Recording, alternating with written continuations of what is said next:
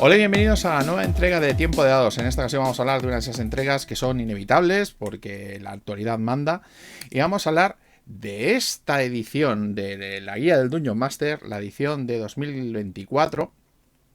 La edición de lo que todavía se suele llamar de vez en cuando Day One. La gente que lo llama 5.5. No es exactamente sexta edición, es una edición un poquito diferente. Y esta es, como podéis ver por la portada, es una edición que evoca literalmente al aficionado viejuno. Más que nada porque tenemos ese Venger en portada. Un Venger que era el enemigo del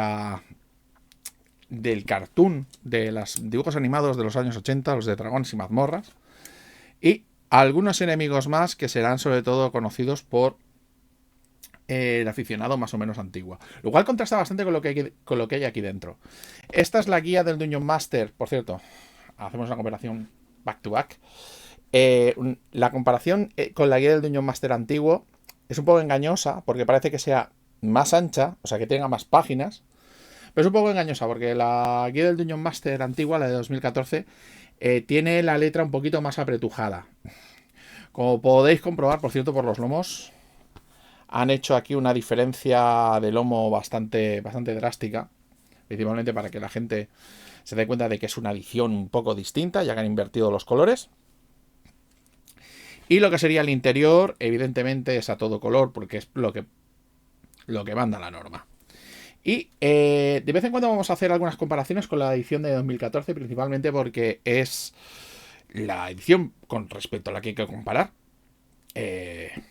Principalmente porque intenta esta edición de la guía del Dungeon Master suplir algunas carencias percibidas con respecto a la edición de 2014. Ya sabes que la guía del Dungeon Master es uno de mis libros favoritos de la antigua edición. Considero que es un libro que está denostado de más, porque tiene bastantes cosas. No siempre acierta, pero tiene bastantes cosas e intenta apuntar bastantes maneras. Pero bueno, vamos a hablar ahora del libro que nos toca y luego ya hablaremos de las comparaciones. Que total, van a salir igualmente. Entonces, ¿qué tenemos aquí? Tenemos la guía del Dungeon Master. La guía del Dungeon Master parece ser que escucharon las críticas con respecto a que es una guía del Dungeon Master que no te enseña a ser un Dungeon Master. La edición de 2014 empezaba directamente con crea tu mundo, crea tu universo, en el capítulo 1. Tenía una introducción en la cual te hablaba un poco de la labor del Dungeon Master y un poco lo que tenías que buscar con respecto a los jugadores, pero eran 3 páginas. En esta han ido directamente a trapo y han habido una reorganización bastante bestia, porque empieza ya directamente hablándote acerca de qué es ser un Dungeon Master, cómo tratar con los jugadores, qué buscar, qué hacer en según qué situaciones, qué hacer como por ejemplo cuando te falla un jugador, qué hacer cuando por ejemplo tienes que introducir un jugador nuevo, qué pasa cuando tienes problemas en la mesa, cómo afrontarlo un poco, temas de sesión cero, cosas que normalmente en la guía anterior no se trataban, principalmente porque era un tema relativamente nuevo, tema de poner límites dentro de la mesa, unas que son bastante modernas y que tratan acerca de que, a fin y al cabo, si vas a ser un Dungeon Master, vas a ser una persona que se dedica a, sobre todo, tratar con tus jugadores, tratarlos con un poco de respeto, con un poco de respeto, ponerles en claro en qué se están metiendo con respecto a las partidas que vas montando. Son cosas que normalmente en lo que sería la guía del 2014 te lo toman por sentado, porque teóricamente es un manual de reglas. Es un manual de reglas y iba enfocado a que era un manual de reglas y que simplemente lo que te estaba haciendo era enseñarte técnicas avanzadas que solamente necesitaba saber el máster. Aquí van un poco más a lo básico, van un poco más a cómo adjudicar las reglas, cuándo utilizar una regla u otra, cómo hacer, por ejemplo, las tiradas de dados, si hacer las tiradas de dados en abierto o no. Y es bastante más amistosa con respecto al máster nuevo. O sea, no la coges y directamente dices, anda, venga, aquí.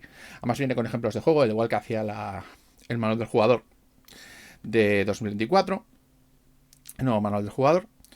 Y es que la diferencia en ese sentido es chapó. Por ejemplo, la creación de aventuras, por ejemplo, ha sido enfocada con respecto a la cantidad de trabajo que vas a tener. O sea, hay distintos enfoques. Enfoques de tienes poco tiempo para preparar, dedícate a crear esto. Más que nada para poder tener una sesión más o menos con una cierta seguridad. Eh, Hay mucha tabla, sobre todo enfocada para jugadores iniciáticos. Para jugadores iniciados. Las tablas son bastante más sencillitas, van muy, muy, muy al grano, no se meten en complejidades en la mayor parte de las situaciones. Por un lado es una bendición y por otro es una maldición. Porque eso significa que ha bajado bastante. Si lo que querías es un manual muy avanzado, la verdad es que hay cosas en el 2014 que resultan bastante más avanzadas a nivel de lo que de lo que te intenta enseñar que con respecto a esto. Se parece en algunas partes a un libro del cual ya hablé en su día, que era la guía del Master Bao, del Leslie Dungeon Master de Sly Flourish, en el aspecto en que se dedica a intentar darte en unos pasos sencillos todo lo que es el tema de preparación de aventuras y hacer que no te agobies a la hora de jugar. Por ejemplo, hay muchas cosas que son en plan rollo intentar hacer modificaciones, intentar más o menos trampear, trabajar con lo que tienes. Y crea una experiencia que quizás es un poco demasiado estándar. Por ejemplo, la creación de monstruos, en este manual principalmente se enfoca en modificar monstruos ya existentes, en modificar cosas que ya están en el manual de monstruos, no en crearlos en sí. O sea, es añadir alguna cosita, cambiar algún tipo de daño, añadir algún bono, cosas que normalmente no afectan mucho a lo que sería el valor de desafío, por ejemplo, de la criatura, y que puedas más o menos hacerlo. Los consejos con respecto a modificar criaturas de manera a saco, o crear criaturas ya directamente con tablas de necesitas tener esta CA, necesitas que haga tanto daño, necesitas que tenga tantos puntos de golpe. Tablas de ese estilo que había en el manual de 2014, aquí no existen. Esto no lo tiene. No está enfocado para ser ese tipo de manual. Y bueno, los consejos de preparación rápida son más o menos lo mismo. Están enfocados a que puedas preparar partidas publicadas. Tiene también, evidentemente, luego tiene también secciones para poder ir haciendo tus propias aventuras, pero también están enfocadas para el máster que quiere, que no tiene mucho tiempo. Que no tiene mucho tiempo y que quiere una cosa más o menos rapidita, que más o menos le dé las ideas, más o menos que estén todas claras. Y en ese sentido,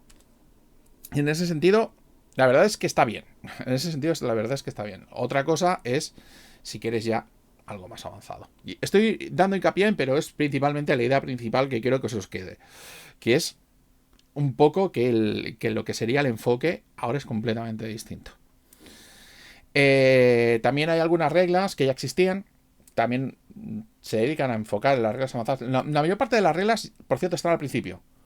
En el anterior manual de 2014 todo estaba, sobre todo cuando empezaban a hablarte de reglas especiales, modificaciones de reglas y tal, se llevan ya al capítulo 5. Con lo cual ya era muy avanzado en el manual. Ya el potencial máster se había visto abrumado con hablarle de panteones, hablarle de creación de mapas y ese tipo de cosas. Y cuando ya llegaba todo lo que sería las reglas más o menos a tocateja y ya más o menos lo que es la interpretación de reglas y tal, ya estaba un poco agobiado. Aquí ya más o menos ya te lo hacen en el capítulo 2 y es como bastante más llevadero.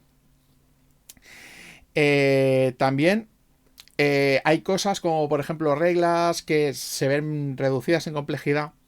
Cosas como por ejemplo las tablas de locura. No sé si sabéis que en el anterior manual había unas tablas de locuras temporales, indefinidas, ese tipo de cosas. También reglas de miedo y tal. Por ejemplo, las reglas de locura han desaparecido las tablas de locuras y ahora simplemente hay una tabla de dificultades y daño psíquico para ver la tensión mental y ya está. O sea, todo es más simple. Todo es más simple, mejor interpretable a nivel de poder concederlo. Supongo que además es un poco más amistoso para el tema de las VTTs. Pero bueno, eso yo creo que es secundario en ese sentido. Casi todas las reglas muy hardcore, las que pueden llegar a ser un poco complicadas. y que podían reducir lo que sería la comprensión del texto porque entraba mucho en las interpretaciones. Casi todas esas reglas se han eliminado. Hay algunas, evidentemente, porque hay algunas. El mundo de las ideas, evidentemente, esto existe directamente, pero es lo que hay. Gráficamente, el libro lo considero una mezcla de tono e ilustraciones. Hay algunas ilustraciones que vienen de cuarta edición, hay algunas que vienen de la edición anterior de la Guía del Dungeon Master. Hay otras nuevas que no me acaban de gustar porque denotan. Son las típicas ilustraciones que además casi todas son de ambientaciones ya existentes, como por ejemplo Greyhawk, como por ejemplo Eberron y tal, o Planescape, que intentan parecer como una especie de guiño al aficionado veterano, pero muchas tienen problemas. Por ejemplo, me hicieron notar que, por ejemplo, había una de Eberron y casi todas las naves que aparecen no son de Eberron, son de Arcane. O sea, porque son cepelines que no existen en Eberron. Pero bueno, son cosas así. También, la verdad es que ha sido todo bastante más ameno. Una cosa que me ha dolido es que, por ejemplo, haya desaparecido hablando de las interpretaciones, que haya desaparecido la inspiración, ya que, por ejemplo, la inspiración era una cosa bastante importante en la edición de 2014, ya que, por ejemplo, los trasfondos lo utilizaban de manera básica, y aquí en la anterior edición de esta guía había 2 páginas dedicadas a cómo conceder esa especie de metamoneda por el roleo. Aquí hay un cuadro de texto pequeñito. Y ya está. Y se acabaron las menciones acerca de esa regla. Lo cual es francamente una pena. Una pena muy grande. También, bueno, ya es hoy. Además estoy tirando la casa por la ventana y voy con un poquito de escaleta y guión. Tenemos, bueno, la adjudicación. Mira, por ejemplo, una cosa que ha mejorado, la adjudicación de objetos. Las tablas de tesoros, por ejemplo, se han visto simplificadas porque ya son tablas bastante más cortas, bastante más simples con respecto al tema de al tema del dinero, por ejemplo, al tema del dinero que te puede más o menos llegar. Te ponen las cantidades monetarias, aunque luego tienes otras tablas que te sirven para, por ejemplo, esto sería tanto en gemas, tanto en objetos de arte. Si ya te quieres complicar, y si no quieres complicar, te tiras por el dinero que reciben y ya está. Pero, por ejemplo, en lo que sería la adjudicación de objetos mágicos, ahora, por ejemplo, hay varias tablas. Hay tablas dependiendo de, por ejemplo, si se trata de un entorno arcano, si es un entorno marcial, o si se trata, por ejemplo, de un templo. No tiene el mismo tipo de objetos mágicos, lo cual le va bastante bien porque a veces en lo que eran las tablas aleatorias antiguas, te salían algunas veces algunos objetos que decías, ¿este objeto qué demonios hace aquí? Porque es un objeto de mago dentro de un templo, por ejemplo. Que luego esto lo podías trampear y tal, pero ya es para qué estás tirando si estás eligiendo cosas. No es volver a los códigos de letra de las ediciones vetustas de D&D, pero ya por lo menos es una pequeña mejora. La creación de encuentros, que es otro de los caballos de batalla, ya que en la edición anterior, de 2014, eso estaba bastante mal, de hecho no funcionaba. Le han mejorado y han puesto una creación de encuentros que, sinceramente, hablando mal y pronto, es cuarta edición. O sea, simplemente que tienes un presupuesto, lo gastas y haces. También han metido algunas reglas, como por ejemplo, esto es algo que me he dado cuenta leyendo este libro, que han metido una iniciativa estándar para los monstruos. Una puntuación de iniciativa, aparte del bono de destreza normalmente, que es el que suelo utilizar, han metido un bono básico, que es una cosa que yo implantaba, sobre todo en los bosses, de, a ver, los enemigos no me pueden sacar un 2. No me pueden sacar un 2 siempre, porque yo tengo muy mala mano con las iniciativas y siempre los jugadores acababan diciendo, bueno, es que hemos actuado 2 veces seguidas porque le hemos pillado por sorpresa y luego encima el máster ha perdido la iniciativa otra vez. Entonces, como eso da bastante rabia, y me ha pasado con gente como Halaster, gente como Lord Sod y cosas así, pues la verdad es que es una cosa que instauré, que no podían sacar por debajo, o directamente no tiraban y sacaban la media de iniciativa y más o menos actuaban cuando les tocaba. Pero bueno, esto es la típica aclaración o el típico ajuste que normalmente suelen necesitar este tipo de libros. También hay que decir de que también han mejorado en que han metido un poquito más de trasfondo, aunque bueno, eso para mí es una mezcla que A ver, hay cosas que me gustan y no. O sea, siguen teniendo los planos, cosa que ya estaba en la guía del 2014.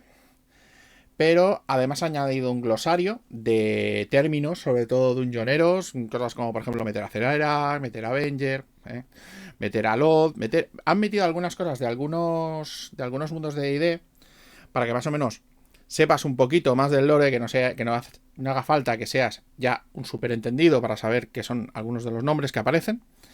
También han metido una ambientación, cosa que no es la primera vez que pasa, porque creo que esto ya lo hicieron en cuarta edición, cuando metieron el Valle de Nether, pero en este caso han metido Greyhawk, que la verdad es un cambio de tono con respecto, por ejemplo, en tercera edición era Greyhawk también lo que sería la ambientación estándar, pero no te venía el mundo dentro de la guía del Dungeon Master. Ahora te viene el mundo en la guía del Dungeon Master y además te viene con mapa hacia el final. Con lo cual ya tienes más o menos todo lo que sería el mapa, tienes una ambientación básica y ya más o menos puedes empezar a jugar. Lo que hacen con la ambientación es que te hacen un resumen, te hacen un mega resumen, te enfocan en lo que sería la ciudad de Greyhawk y además te muestran algunos de los grandes conflictos que hay dentro del mundo, con además los distintos rangos de juego, para que puedas más o menos meter las amenazas. Por ejemplo, si quieres meter a Youth, si quieres meter a los dragones, pues te ponen los distintos tipos de amenazas a los cuales se podrían enfrentar los jugadores para intentar frustrar ese tipo de planes. También tiene bastantes consejos con respecto a cómo llevar una campaña larga, acerca de los objetivos más o menos que deberías más o menos fijarte, y más o menos cuando poder ya más o menos intentar más o menos hacer una conclusión. Sí, este es un manual más de roleo que lo que teníamos antes, porque el otro era un manual que sí, de vez en cuando te habla acerca de la analización de la campaña, de cómo crear PNJ, ese tipo de cosas, pero tampoco llegaba hasta algún que extremos. Estaba un poco más centrado en lo que sería todo el tema de las reglas culo duro. Tampoco lo que sería la aclaración de reglas, más o menos también, hablando de esto, hace una labor un poco cumplidora, porque técnicamente hay algunas aclaraciones de reglas, por ejemplo, que van a disfrutar mis jugadores, porque todo lo que serían las pruebas de grupo, yo era uno de esos que hacían las pruebas de grupo de sigilo. La regla estándar normalmente es que todo el mundo hace una prueba de grupo. Si pasa la mitad del grupo, teóricamente todo el mundo la pasa. Y normalmente yo explicaba que eso funcionaba también en sigilo. Se ve que no, porque lo ponen explícitamente, que por ejemplo, cuando solamente uno pueda fallar y haga que todo el mundo se fastidie, pues es lo que hay. A mis jugadores les va a tocar empezar a sufrir mucho. Vale, también hay aclaraciones como reglas de coberturas fáciles, que realmente son las reglas que habían antiguamente en el Pathfinder, en el Pathfinder 1. Como reglas también, bueno, eran unas reglas que también estaban en el 2014, las reglas de turbas. Aquí tenemos reglas, por ejemplo, para llevar grupos de monstruos. Para que, por ejemplo, si sacas, por ejemplo, 20 monstruos, no tengas que hacer una ensalada de tiradas, sino que siempre puedes hacer una tirada y más o menos asignar, por ejemplo, cuántos pasa la tirada de salvación, la tirada de salvación contra una bola de fuego, por ejemplo.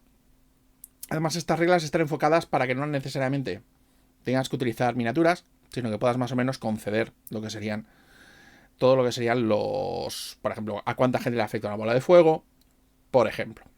Todo lo que sería esto de intentar más o menos crear un nivel de sencillez, más o menos consiguen hacerlo de determinada forma, metiendo alguna que otra regla relativamente sencilla. Pero tampoco se pueden pasar mucho, porque, por ejemplo, cosas como, por ejemplo, que los enemigos tengan puntos de golpe, eso todavía sigue existiendo, lo cual sí significa que sigue habiendo contabilidad. Pero bueno, es que tampoco pueden hacerlo demasiado si quieren seguir teniendo el mismo tipo de juego. ¿Os acordáis de la creación de monstruos? Perdón, la modificación de monstruos de antes. Pues la verdad es que hay algunas cosas con respecto a esas modificaciones de monstruos que dicen, esto no aumenta el valor de desafío. Y yo creo que sí. Porque hay algunas cosas como, por ejemplo, que la gente gane visión verdadera. O, por ejemplo, que cambies los daños de un monstruo para que en lugar de hacer daño contundente haga daño elemental. Y entonces eso afecta al bárbaro. Hay algunas cosas, algunas reglas aquí que pueden crear discusiones bastante cruentas. Pero bueno, son ese tipo de cosas que supongo que habrán decidido optar por el mal menor. Hay unas reglas, por cierto. Una de las grandes caballos de batalla que han tenido, sobre todo en las entrevistas, con respecto a este libro, son las nuevas reglas de dominios. Los dominios, por cierto, siempre han sido un caballo de batalla bastante viejo de D&D, en el cual, a pesar de las intenciones de la mayor parte de los masters y las intenciones de Wizards of the Coast, porque tanto en este manual como en otros siempre han dicho, no se necesitan objetos mágicos, los objetos mágicos son completamente opcionales, hemos hecho el juego para que no se necesiten. Cuando realmente los jugadores normalmente notan bastante, por ejemplo, cuando llega un arma mágica y de repente hacen el doble de daño, porque la mayor parte de los monstruos normalmente suelen ser resistentes, por ejemplo.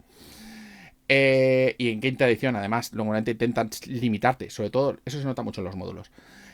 Intentan limitarte la cantidad de objetos mágicos que caen para que contan mentirijillas con respecto al número de objetos, que claro, es que los jugadores van a tener 15 objetos mágicos cuando lleguen a nivel 10, entre todo el grupo. Y dices, no señor, esto yo quiero sobrevivir, que si no mis jugadores me matan. Te cuentan cosillas con respecto a campañas equilibradas y tal. Bueno, llega un momento en que los jugadores lo tienen todo, han tenido todo el dinero, tienen los objetos mágicos que necesitan. Normalmente eso suele pasar a un nivel relativamente bajito, menos de nivel 10 normalmente. Y francamente, en este momento es cuando intentan meterte un objetivo, que es, es que tienes además un dominio. Vamos a hacer lo que todo el mundo quiere ser cuando eres una persona exitosa. Ser un casero. Ser un casero, tener tierras, vivir del cuento, incompasivo, ese tipo de cosas. Bueno, en realidad no. Esto sirve para crear una base de operaciones donde más o menos los jugadores se puedan más o menos reunir, que puedan más o menos administrar, que puedan tener algunos que otros juguetitos porque tengan, por ejemplo, por ahí un vendedor o alguien que más o menos les mantenga el negocio. Y tienen una tabla de eventos, pero tampoco es como para ilusionarse, porque incluso el evento más cruento es: han atacado tu base mientras tú no estabas, pero se ha rechazado, Se ha rechazado la invasión, solo ha muerto algún guardia y ya está. De hecho, para poder perder el dominio, según las reglas que ponen aquí, hay que ser criminalmente negligente. O sea, bueno, no. También puedes perder el dominio si te cae la carta de ruina del mazo de muchas cosas y ya. Con lo cual, prácticamente es que si llegas a perder el dominio es que realmente es que no lo querías. Así que tampoco da igual. Pero bueno, es un poco lo que hay. Las reglas de dominio tienen sus cosas, porque evidentemente sirve para que los jugadores tengan juguetitos, algo para lo que jugar. Así que es lo que tiene. También, hablando de esto, me he dado cuenta, sobre todo, más que nada ya teniendo ya los dos manuales, de que han quitado las reglas de downtime, que son las reglas de lo que haces entre aventuras. El tema de comprar objetos mágicos, vender objetos mágicos, estudiar, aprender, hacer cosas. Normalmente lo he notado porque en el otro manual, entre las muchas cosas que tenía anotadas, tenía las reglas de carousing, que yo las utilizaba bastante. El carousing, por cierto, es en inglés lo de irte de juerga. Que hacía tablas de irse de juerga, ese tipo de cosas, y de repente apareces en un charco y resulta que te han robado y ese tipo de cosas. Pues eso no está aquí. Todo esto no está aquí. Hay algunas aclaraciones, por cierto, con lo de los respeto a los objetos mágicos. Ya que estaba. Hay algunas aclaraciones, como por ejemplo con los objetos mágicos, ya cuando utilizas, por ejemplo, un pergamino. Supongo que eso ya estaba, pero me ha quedado bien aclarado. Cuando utilizas un objeto mágico, normalmente utilizas el mismo tipo de casteo, el mismo tipo de tiempo que vas a tardar en lanzar el conjuro, con lo cual ya hay algunos jugadores que ya no me van a poder hacer el tongo que me hacían antes. Aunque probablemente a lo mejor sea una regla que yo había pasado por alto, pero me va bien haberlo repasado aquí. Y francamente, esto es la guía del Dungeon Master. Es una guía bastante para gente que se inicia. No está mal a nivel de que es bastante legible. Bastante legible. No sé, no lo he abierto en pantalla, pero la verdad es que a nivel de palabras por página es menor. Está bien organizada. Está bastante organizada. De hecho, la mayor parte de las reglas que vas a poder consultar están al principio. Y luego hacia el final, pues bueno, tienes el tema de los objetos y también tienes temas de recompensas y tal. Han quitado el tema de las facciones que había en el manual de 2014. El manual de 2014 principalmente estaba hecho para ser un manual para ir creando cosas. O sea, tenía cosas como, por ejemplo, cómo hacerte los mapas, cómo hacerte tu cosmología, por ejemplo. Reglas muy avanzadas para ir eligiendo cosas como, por ejemplo, el tono, todas las amenazas. Tenía mucha tabla de, por ejemplo, generación aleatoria de dungeons. Por ejemplo, aquí también hay cosas de generación aleatoria y algunas tablas de ideas, pero no es tan extenso.